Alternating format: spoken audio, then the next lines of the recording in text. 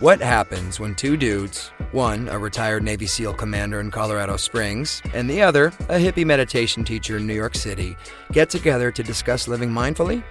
That's a great question, because we don't know what will happen either. Raw, uncut, and unapologetic. Welcome to Men Talking Mindfulness with co-hosts John McCaskill and Will Schneider. Each week, we take an authentic dive into how mindfulness continually impacts our lives, deepens our relationships, and allows us to be emotionally alive. We filter all of our conversations through the man box, where we unpack how as men we are expected to act in society, how fighting the authentic human experience is exhausting and damaging, and how mindfulness can help.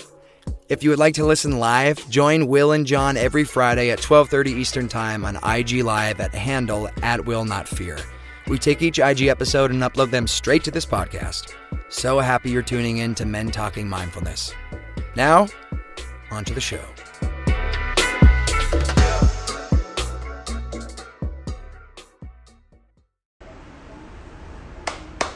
Hello. Who's out there? Welcome back. We're going to dive in. John is coming on in a moment. We're going to dive in and talk a little bit more about, there he is. About digital detoxing and digital disciplining. Here comes my guy. I love it. Good. We're going live. Hey, yeah. You're in a car today. Hey, man. I am. Is How are you? Better this week? I didn't realize my picture was so bad last week until halfway through the show. Yeah. Hopefully my picture is better this week. Yeah, you're much better actually. It's not as pixelated or something like that. Yeah. Good. You look good. Yeah. Wow. Yeah, I'm in between spots just trying to learn the area out here in Colorado Springs. So I'm actually pulled up to a Starbucks bumming off their Wi-Fi. Fuck, hell yeah, you know what? You're a digital nomad, Right. like scavenger, I guess, right? Right now, man. Yeah, the Wi-Fi in the RV park sucks. My cell service around there sucks, which actually lends to the digital detox. So it helps, right? At its best. Yeah, and at the end of the show, man, I'm going to send you a picture of my setup. I've got my phone mounted on a styrofoam cup on the steering wheel. It's hilarious. I know, right? You got to do what you got to do. You know what? And I'm sure you're like, with all your training, John, you're a bit of a MacGyver, like fucking making shit work. That's right. Well, it's good to connect today. I'm good. I just did a little video shoot. I'm doing some promotional stuff, just to kind of bring more, yoga and mindfulness, to more people. So, but things are good. Like I'm still in New York. We're probably going to hear the horns a little bit later, with the traffic and stuff, but, no complaints. Like, New York is solid. It's still warm as fuck for the most part, but, I feel good. I love doing this, John. Like, it's just so nice. I have this on my calendar on Friday. It's nice to connect. It's nice to talk about, mindfulness instead of just writing about it or, promoting it in some ways. So I appreciate this, man. But how about yourself? Oh, man. It's been a roller coaster week. I'll be honest. It started kind of a downer. Well, not kind of with a major downer. I lost a friend this past weekend. Oh, fuck, man. He took his own life. I don't know what demons he was dealing with, but one of my old platoon mates, as a matter of fact. Shit, dude, I'm sorry. So, is what it is. But what it inspired was for me to connect with all my old platoon mates virtually. Yeah. So even during a week of attempting to reduce my digital connections, this was a critical connection, and we literally had my old platoon, almost all of us, on a Zoom call together, and we were celebrating our buddy's life, telling some old funny stories, and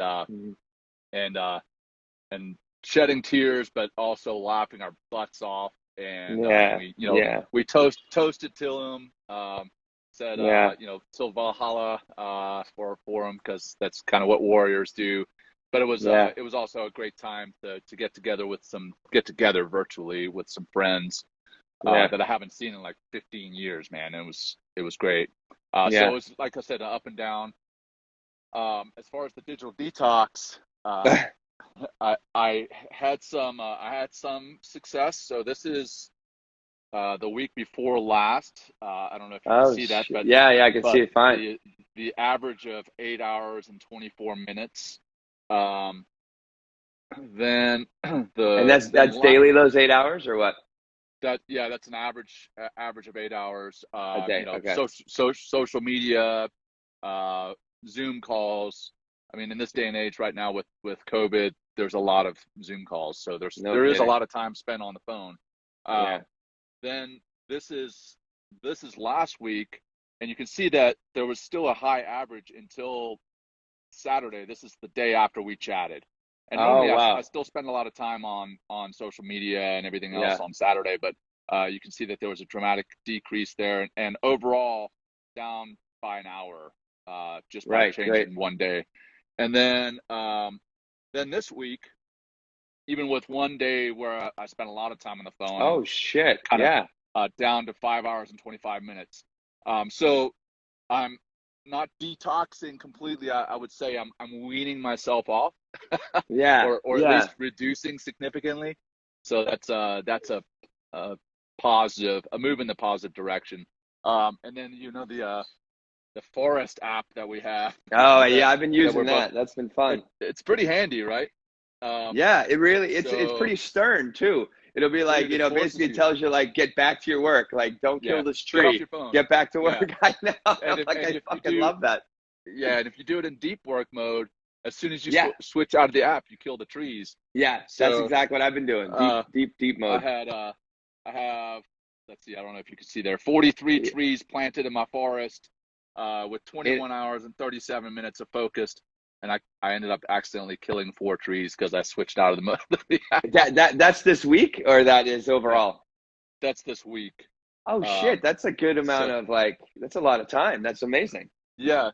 So it definitely forced me to be very aware, to be mindful of my digital asset use. And I think last week I promised, I was going to download that app, and I was not going to use the phone in bed as I went to sleep, which I did not.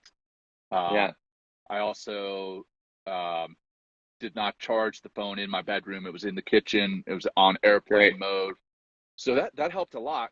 And then just the past 2 nights, like around 8 o'clock at night, I actually took the phone and I locked it up in my car. So I'm in my RV. I locked my phone up in my car. So I knew that if I really wanted to get on the phone, it was going to take some effort. I would have to get out of the RV, go to the car, unlock the car, and get the phone. And I ended up not ever doing that. So that helped to reduce my time significantly too. And every time I did that, I would put my my Forest app on. So I guess in a way it was kind of cheating, but hey, you're still planting trees, John, I guess, and it is a detox, right? It's like well, hey, before we go any further, why don't we let's drop in. Do you want to would you like to lead? I would love to, man. I'd love to lead it, and I'm going to lead it with what I did in the middle of the night last night, because sometimes when I wake up in the middle of the night, I struggle getting back to sleep. And sometimes what I end up doing is I freaking go and jump on my phone in the middle of the night. Which just makes it worse. What I'm going to do is, it's less of a meditation and more of like a sensory awareness drill. Love it. And basically, if you can just imagine like a dot or a signal moving from your ears, because that's where you hear, to your eyes, because that's where you see, to your nose, because that's where you smell, to your mouth, that's where you taste, and then down into your body, because that's where you feel everything. So what you hear, what you see, what you smell, what you taste, and then what you feel. And we're just going to do that over and over, really focusing on those senses, and I'll space it out a little bit at first, and then bring it back together and kind of smash it all. And that puts me right to sleep when I do that. Not that I want to put everybody to sleep this morning, but I want to bring everybody into touch with their senses. So I love it. I'm ready. Again, excuse the hat hair. My hair again is getting longer, soon to be as long as yours will. It's like I'll pull it out later. It's fucking really long. Anyway, I love it. I love it. Jump in, my brother. Yeah, go ahead. Assume a comfortable position, whatever that looks like for you, and we're gonna start by focusing on what you hear. Focusing on what you hear. What you hear immediately around you, what you hear in the room that you're in, outside the room, and then potentially out on the streets or outside the building that you're in. So focusing on what you hear.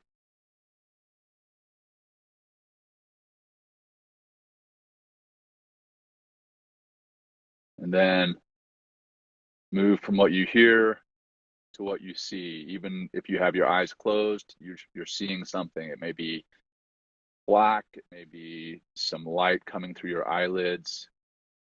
You may see some follicles moving around, some shapes, some colors. Focusing on what you see.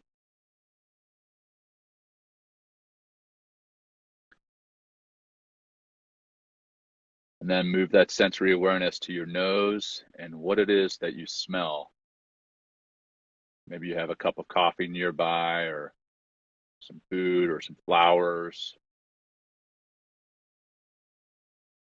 What do you smell? Take a deep breath in through your nose to really bring that sense to your awareness, and your awareness to that sense.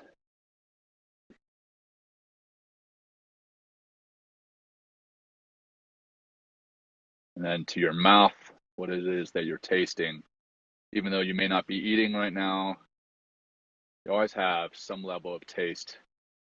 Maybe you've recently brushed your teeth, or you've just had a sip of coffee. What do you taste?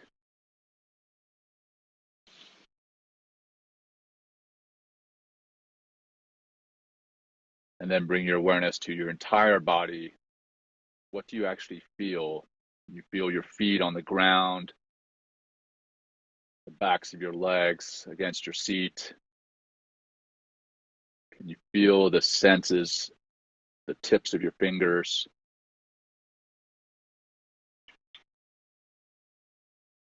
And then now we're just going to go through that a little bit quicker. What do you hear? What do you see? What do you smell? What do you taste? And what do you feel?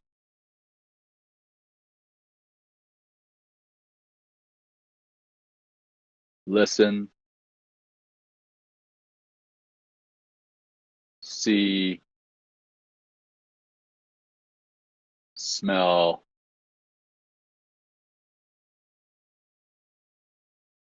taste, and feel. One last time through. Listen, see, smell, taste, and feel. And now try to be aware of all those senses at once.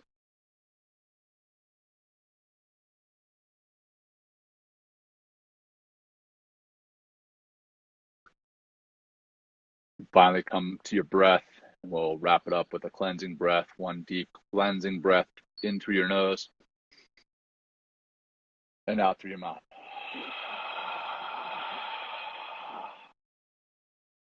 And then I invite you to bring some movement into your body. Maybe move your head around, kind of loosen up your neck, and when you're ready, open up your eyes. Wow. Yeah, it's a trick that I learned a while back, and it really helps to, like, when your mind is racing through the thousands of things that you have to do, that really brings you to the here and now. And as you're switching from one sense to the next, it kind of tunes all that other noise out. And it really helps to settle the mind, settle the brain, and stop all that noise. So hopefully somebody that is watching now live or watching later on IGTV can use that trick when they're worried, anxious, depressed, or if they just can't keep their mind from racing. That's a quick trick to bring your mind to settle down and maybe go to sleep if that's where you need to be. So thanks for letting me run you through that. No, I appreciate that, John, and like really relaxed me. Like, 'cause I've been kind of going all day. I think I woke up because at night I don't like to check my phone at all, like airplane mode. Yeah. But I don't like what time it is, because I didn't want to fucking see, because it's like I don't want to. I have another hour to sleep, another 2 hours. I don't want to get concerned, anxious. Yeah. I just like try to like again just So that was last night and this morning. And then I did this whole shoot, and this has really helped me to just relax. And I love how this, thank you so much for that. I love how it just brings me to the present moment. And, when I'm out of my mind, not in my thinking mind, when I'm not like feeling anything and just being really present, it just naturally, all that kind of bullshit just falls away. And then I'm left, with a wonderful sense of clarity and peace. So really like solid. I appreciate that, John. Like that was and well led. I mean, like, and also your voice, John, is nice. It's like all calm. It was like, fuck, dude. Like, very nice. But where should we? Well, one thing I want to make a little bit of a distinction between digital detox, and I've been putting out the word digital discipline. Because I think it's really challenging, to completely detox. Because people think detox is just like, you're doing like think of detoxing as like maybe a physical detoxing. You're like letting go of everything, letting it all go out. And that's not practical in the world that we live in nowadays. Right. Yeah. But to create discipline around how you're using your phone now, right. And how you want to create a new relationship to your technology in the now. So you're not constantly being bothered or being, essentially creating new habits around your technology. So, and I think that's like, and I got a pretty big response after last week's episode. People were just blowing it up like, oh my God, thank you.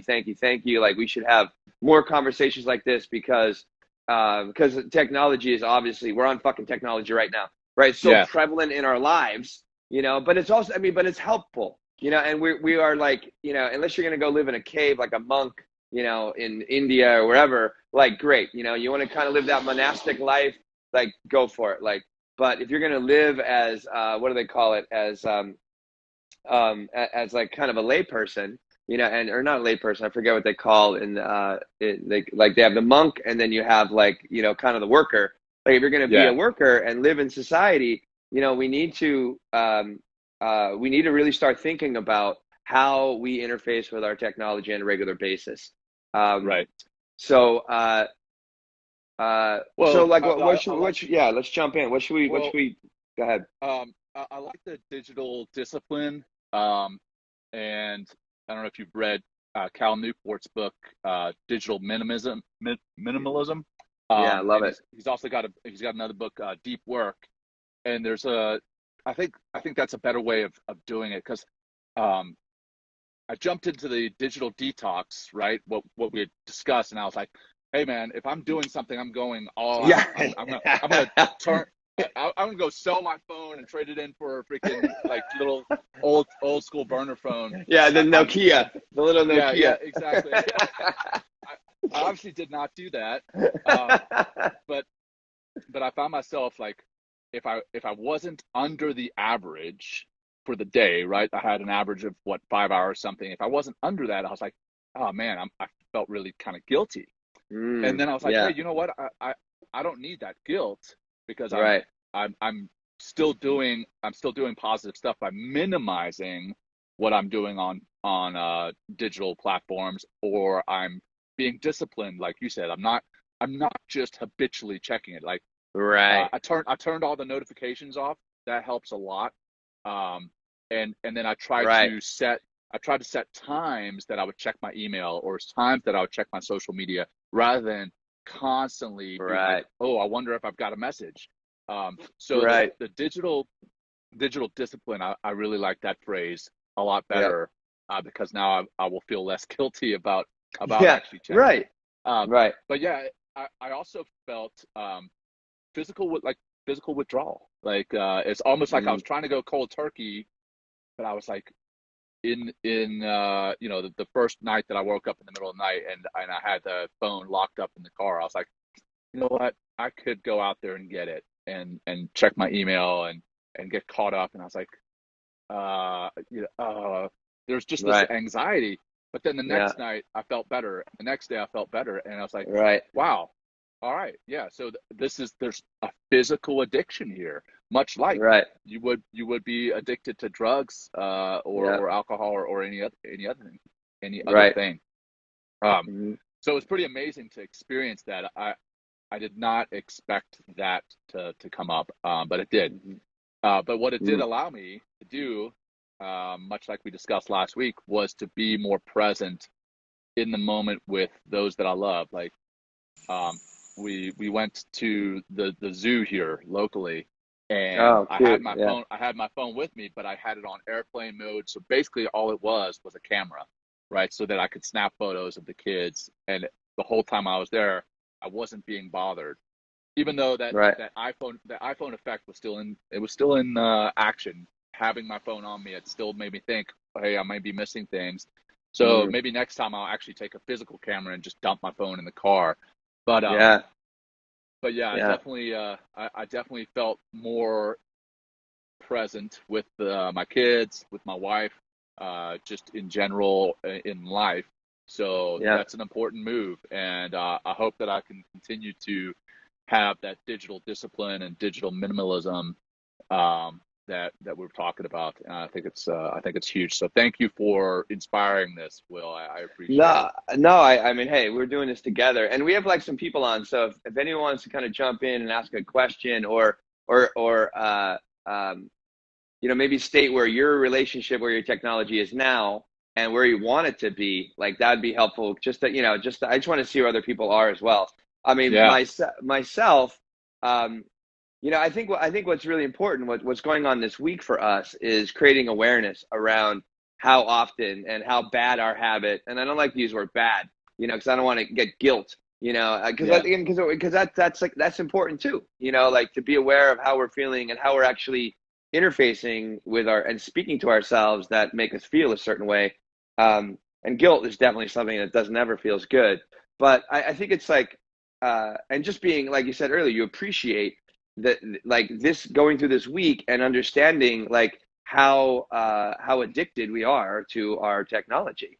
And it definitely could be like, oh my God, I can't believe I'm so attached to these sorts of things.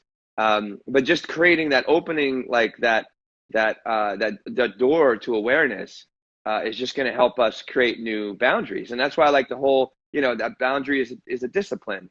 And then, I was very diligent this week about not checking my phone until I put my hour or first hour and a half into my day, where I'm like, there you go.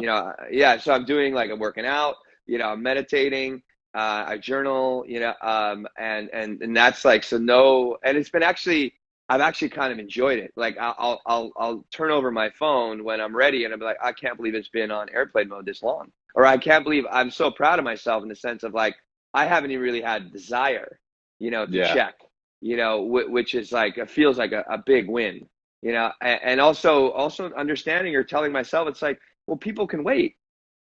I mean, I prioritize, like I can get to my important stuff, the day before, or, I know I'm going to hit it like at whatever, 7:30 or 8 o'clock in the morning.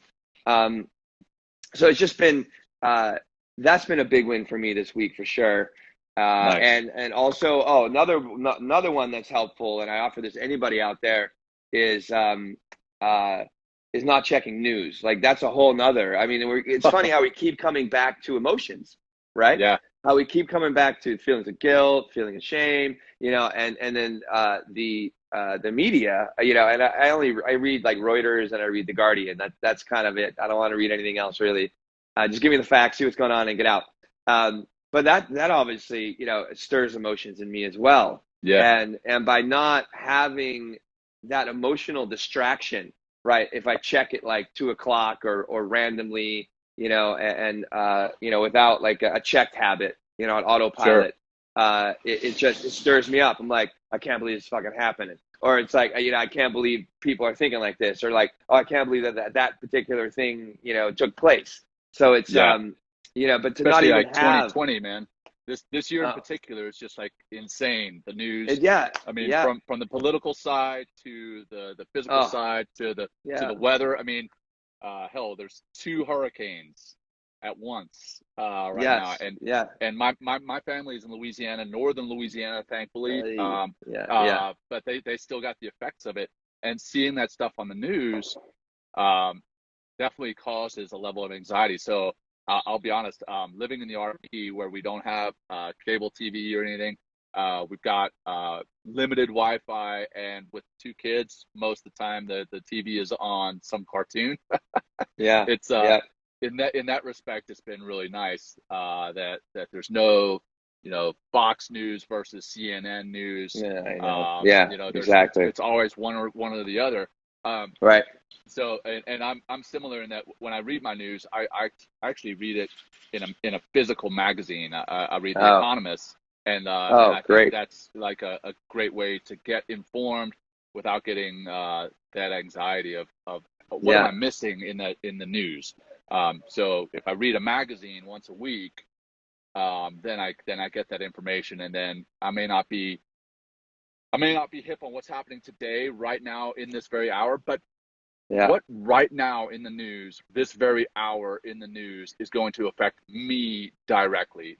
That might be a naive way, might be kind of naive, but sometimes ignorance is bliss, right? And I also think if it's going to affect you, you're going to hear about it from somebody else. Someone's going to call you, someone's going to text you, and I'd say look, we're both, I haven't had a cable subscription or paid for one in like 12 years.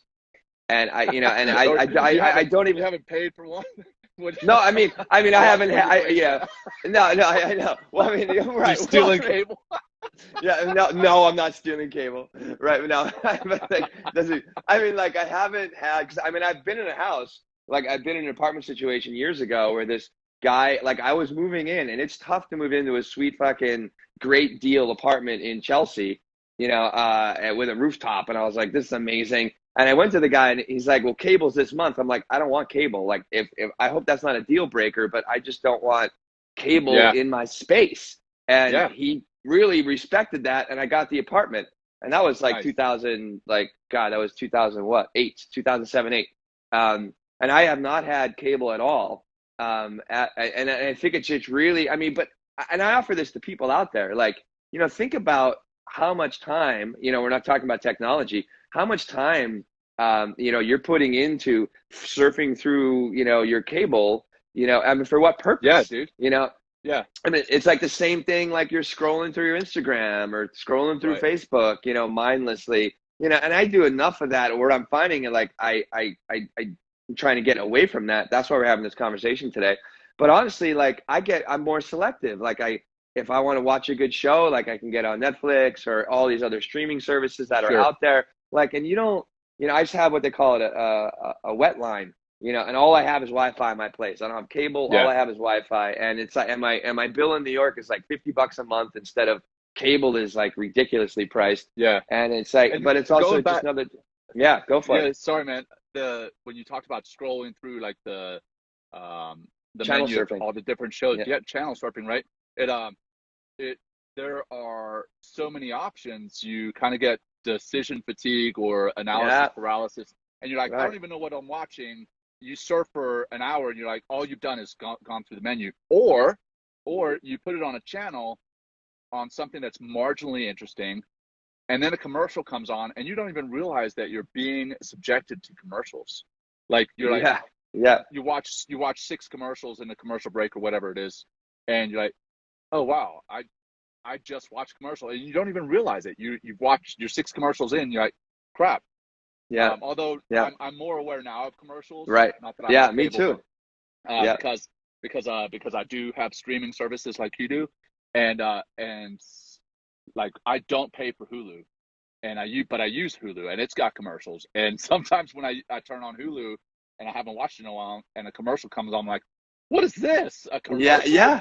Well, that's kind of like every time I go home, my parents in Pennsylvania, or I'm at some commercials are, and the way they've grown over I've been on like a cable diet or fucking elimination for years. Like, I can't believe the way they're so emotionally engaging. They're just trying to really pull you in, and they're always louder than the rest of the programming that's on that particular channel.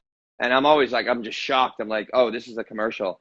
And it's funny, most of them are all about fucking pharmaceutical drugs, that are going to make you like poo your pants and contemplate suicide. The list of side effects. You're like, well, why would you ever want to take that drug, man? Yeah, totally. Yep. But I just wanted to tap into. Go ahead. No, go ahead. I'm sorry. No. I'm sorry. They definitely tap into what? They definitely tap into the psychological side of things. Like, they want to make you feel that you need whatever it is they're selling. Not that you want it, but that you need it. So you need this new car. You need this new drug that's got a whole list of side effects that sound way worse than what it is you're even addressing with that drug. But it's all about, hey, you need this. And also the pharmaceutical ones, they start to make you think, oh, I have that. Maybe I am sick, You may have never even been diagnosed with what it is they're talking about, but the way the commercial's set up, you start to think, oh, yeah, I've pretty much got that. It's dangerous. It's also, but again, I think it's what I love what's happening about this particular conversation is it's the emotions. It is and that's what mindfulness is going to help us do, is to become more emotionally aware, because what you're talking about with the pharmaceutical is almost the same thing as FOMO. Except it's in a different, it's streaming it at you in a different way, and it's literally emotionally manipulating you. And that's what all of these, they call it in, I think or I know someone that emailed me about this. It's the tech giants and the tech CEOs of Twitter and Apple, they don't let their kids even interface with technology, because they know how incredibly manipulative and addictive it is because of that emotional manipulation. And again, I know we're here on Instagram Live talking about this, but it's we're going to go through these. I got 3 questions here. We have 3 questions. It's how can you change your relationship to your technology? So you're not on autopilot with it, but also how can you be knowing, beginning to change that relationship? How more emotionally aware are you about what you're interfacing with? And also, even why you mentioned earlier, John, why you get into that, you create that connection with your technology. Because it's just you're just oh, I just want to see if I got a message, or I just want to feel good about myself. And I get into that whole way too often. But let's see what we got here. Now. Oh, we have. So someone asked me where in Pennsylvania from Will Not Fair. Oh, we're in Philly. So I was born in Hazleton, Pennsylvania, but I did live in Philly for 6 years. Here is Christina is on, which is cool. Oh wait, that went away. Did okay cutting down this weekend and became more acutely aware of how social media takes advantage of us. Okay, that's awesome. Wait, I gotta see. Yeah. Okay. I think that was the whole thing. And then can you mention the name of the tree app again? Okay. Yes, Christina. It's called the Forest app. Forest, growing into a forest app. I'm trying to get rid of this thing. Is this across your face, John? No. It is. Okay. I'm trying to get rid of it. Fuck. How do I do this? I'm hitting the X. Anyway, sorry. I just flipped my screen. There's my mistake. I know, right? I mean, at least I look like an idiot about detoxing. And that's right. Why is this happening? Is there a Q&A at the top of your screen? Yeah, may I just hit that? Maybe if you hit that. Oh, it gives me how much time I've been on. Fuck, John. Where did this go? Oh, this is a mess. I don't know. Hey, everybody, stay tuned. I'll just move up here so you can see me. Does that work? Can you see me better? Turn off questions. I think I just turned off questions, and that didn't happen. I don't know. Fuck, I just got rid of the other one.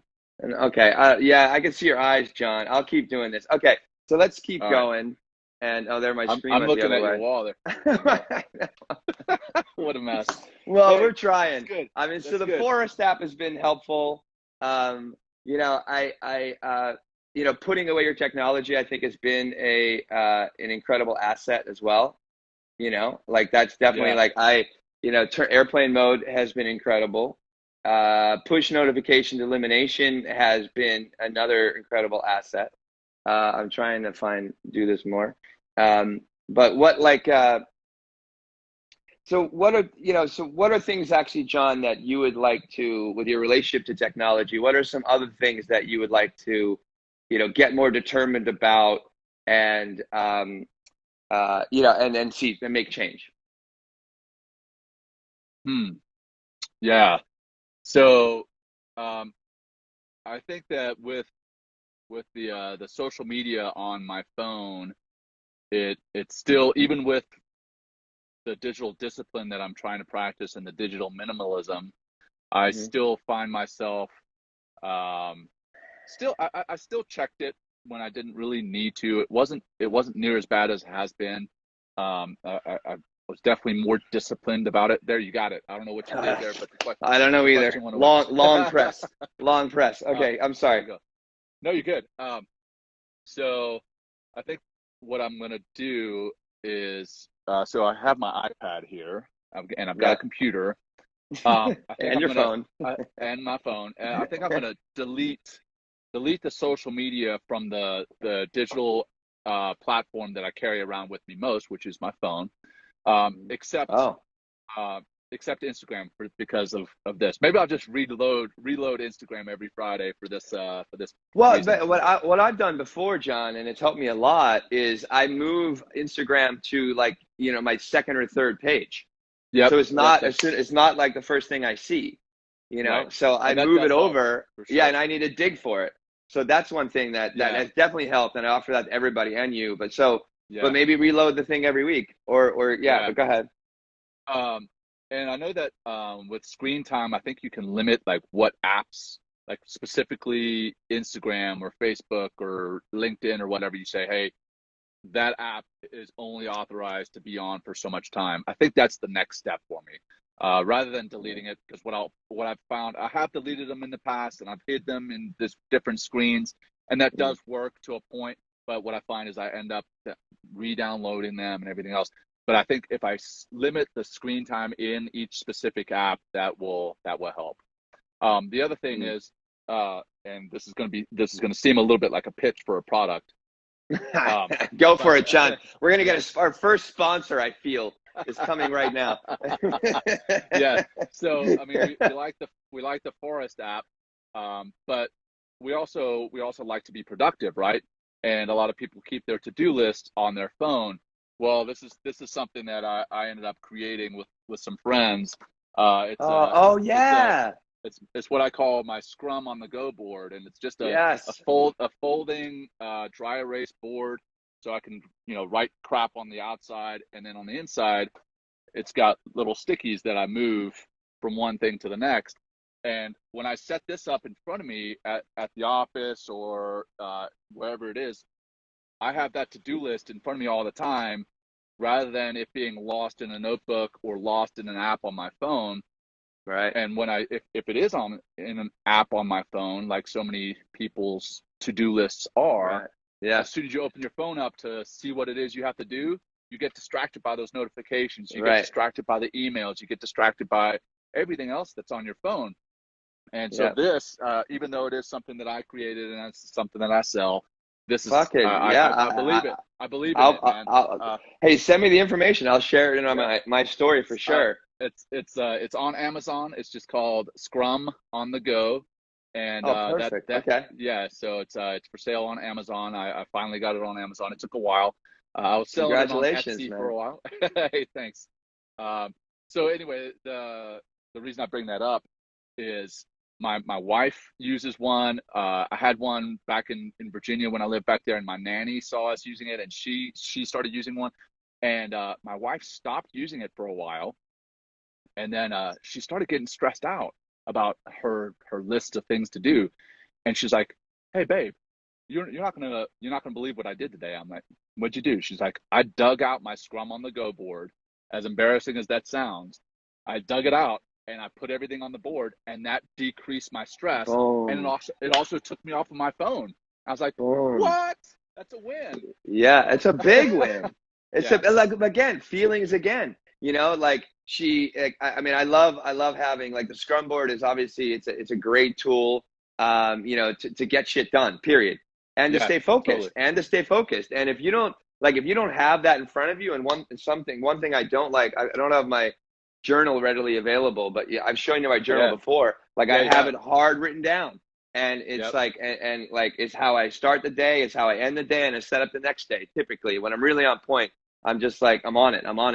And it's been so helpful. And I literally have this, like, this is kind of my my work area here in my apartment, and I just keep it very minimal. I have, like, you know, my coffee pot, I'll have my computer, and I'll have my you know, my notepad and my journal open, and I'm just like, what am I doing next? What am I doing next? What am I doing next? And the Forest app has helped me tremendously to be like, I got 90 minutes. Like, it's important that I write this particular thing or develop this, whatever. And I just stick with it. And then also come back to feelings. I, like your wife, I feel fucking great when I've done that hour. I can cross that off or move that down the Scrum board, and just, like, win-win, you know? And then, like, I can imagine your wife is actually a better partner when she's happier and getting shit done. Versa. And vice versa. Right, exactly. Totally, and it's like these, we keep coming. I think it's these little wins, you know, like, by staying off social, you know, by getting the things that are very important for you done, to eliminate distractions. Like, you know, I come back into that clarity, you know, and then joy that I was experiencing in that meditation, by just being here in the moment, doing the best I can, right, to get what's important to me done and off my plate. And what's also, I mean, for both of us, a lot of the stuff we're doing is to help other people. Right. And to be able to focus on that, it's just, and to be able to see the results of that just has such a beautiful feeling that just keeps me going. And it wants me to keep disciplined, wants me to, you know, continually, you know, work in that capacity in order to, you know, take it a step further, go further. Right. So, yeah, man. Love that. Yeah. And the journal being a physical journal instead of a digital one, I've dabbled with digital ones, and what's nice is that some of them will send you a reminder saying, hey, you need to journal.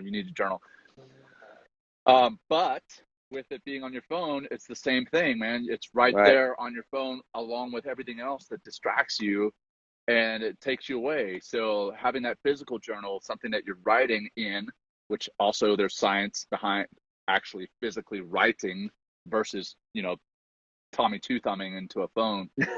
I like that expression. I never heard Tommy two thumbing before. I'm gonna start using that everywhere. That's awesome. Yeah. Okay. Yeah. There's science behind that, and you know what it does for you, and it, like, literally makes you feel better. So I've shown you my journal. I'm in the car right now, and I obviously don't have it with me, but my journal has prompts in it. So it's not just a blank line thing, but it's got prompts like, what are you thankful for? What are you what are your goals for the day? What are you going to do for society? What are you going to do for your friends? What are you going to do for your family? It's pretty powerful. It's called the Panda Planner.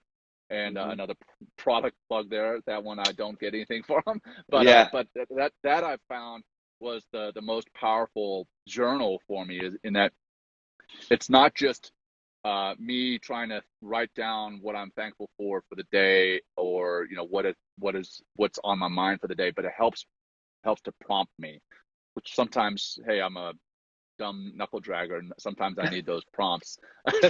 So. Tommy two thumbing knuckle dragon, John McCaskill. Boy, that's awesome. So I fully believe in your journal, your physical journal versus a digital one. Is huge. Yeah, and it's all more. It's all more. Yeah, well, both of us. I mean, it's all more discipline. It's all a way to get the most out of our day, instead of instead of allowing ourselves to succumb to the stickiness of our technology. And stickiness is a technical term, meaning like that's how they design them. No, they literally, it's called stickiness. Yeah, I know. It's like they design them. The colors and everything. The colors, the way shit's moving, you know, like the interface, you know, and this has been great, John. Like we could probably go on about this for a while. I don't know what time maybe we just change the name of our show to Men Talking Digital Media or something. Yeah, men Talking Digital Discipline. But you know this, but it's like I tell you what, this is going to come up every other show. This is going to come up in some format, and I think it's also we're starting to embed it into the consciousness of the people that are watching, and hopefully it goes out. I mean, it's funny, like, you know, we'll be like, we're saying, hey, shut off your push notifications. Somebody's like, oh, this actually fucking works great. They're going to tell their friend about it and be like, just turn off your push notifications and life will really be a little bit more happier, you know? Right. And it's slowly how it spreads. And, you know, I feel like in some ways, like we're kind of leading the charge a little bit about like grassroots, man. Yeah. Grassroots, right? I mean, a little bit of digital discipline to take control of yourself physically, emotionally, mentally, you know, so we really get to, my journal is called the Best Self Journal. So you can get to your best self, you know? Yeah, I like that. And that's what this is all about, you know? And that's literally, this is all of everything we talked about is mindfulness in one particular area of our life. And you can see how it just, you know, we're not, you know, we have emotions, thoughts, feelings, actions with everything. And if we can start to take control of one thing, it starts to lead to another. And that's what I love about mindfulness for sure. So definitely spot on. Great, brother. John. Should I anything else before we close with a little meditation? No, I think this has been great. So thanks for yet another awesome show, and I'm looking forward to you wrapping it up with a practice. Okay. Oh my! Now I'm nervous. Oh shit. Okay. I'm just kidding. Well, let's find that seat, everybody that's out there, and ground yourself down. It's nice to make like some intentional contact with your hands and your thighs. Let's take a few breaths here. Take a big, giant inhale. And exhale out the mouth, nice and easy. Like a cooling sigh. Maybe give a little bit of sound. Yeah, right. Those vibrations help to break up and change energy in our throat and our body. A big breath in again. And as you exhale, just imagine your body just dropping deeper into this moment. Right. A couple more of those. Inhale. Let it go out. And we have one more inhale. Let it go out. Very nice. And to everybody that's on with us today, I want everyone to get involved in this meditation. I want you to think of one thing. We talked about a bunch of things about how to create digital discipline and take back some control of your life. One thing you can do that can change your relationship to your technology. One simple thing that you could probably even take that action right after we get off the phone. But just whatever one thing it could be. And if you have any questions about what those things might be, hit John or I up, and we would love to help you and point you in the right direction. But to stay concentrated and focused. Just find your breath.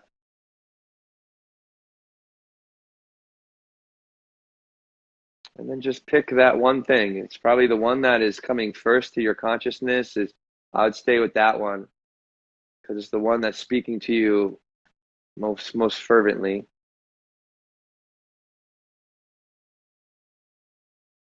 And see what that action is.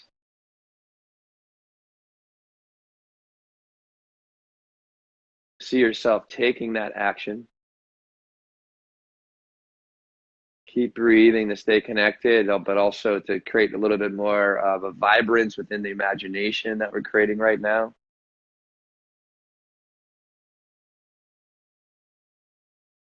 See yourself doing that action again and again, or you can see yourself pulling yourself back from going into a habit and then taking yourself back in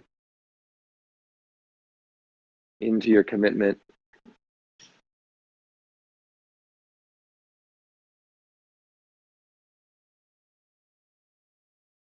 And then feel the emotion that comes through by creating that discipline and taking control of your technology instead of your technology controlling you. How does that feel? Breathe into that feeling. Make it bigger, bigger, bigger.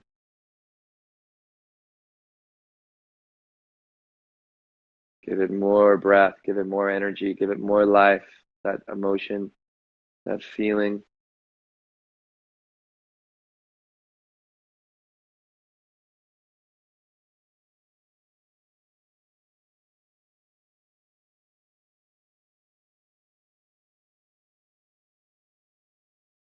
And then one last piece of specificity, like where in your day, where in your technology, where in your relationship to your life or how you go about your day, can you implement that one change?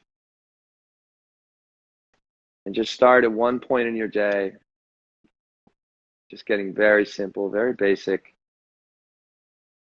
because it all starts with one.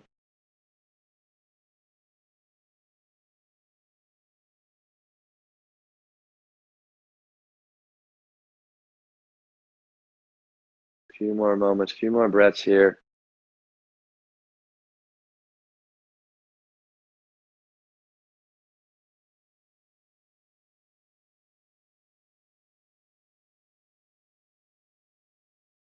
And then thank yourself to close for making this time. I thank you, John. I thank everybody that is watching now, that will be watching later, to really help, again, grassroots, creating this discussion about mindfulness around technology. Because each one of us collectively not only can make a difference in our lives, but we can make a difference in the lives of others.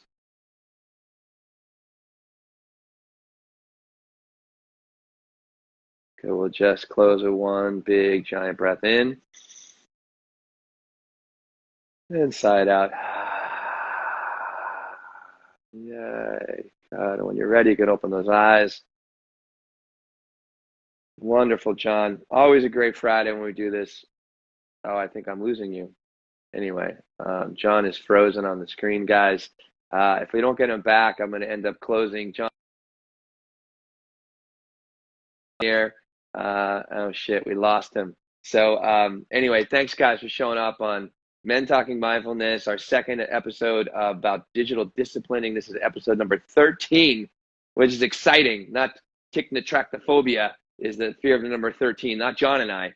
So thanks, guys, so much, all of you, for showing up. DM either of us or both of us with your questions. We'd love to help you create some more discipline and just like be more mindful and just know what it's like to feel to be in control of your life. Thank you, guys, for showing up, and we'll catch you next Friday, 12:30 Eastern Time. Men Talking Mindfulness. Will, over and out. John, I know he wants to say over and out, John. Peace.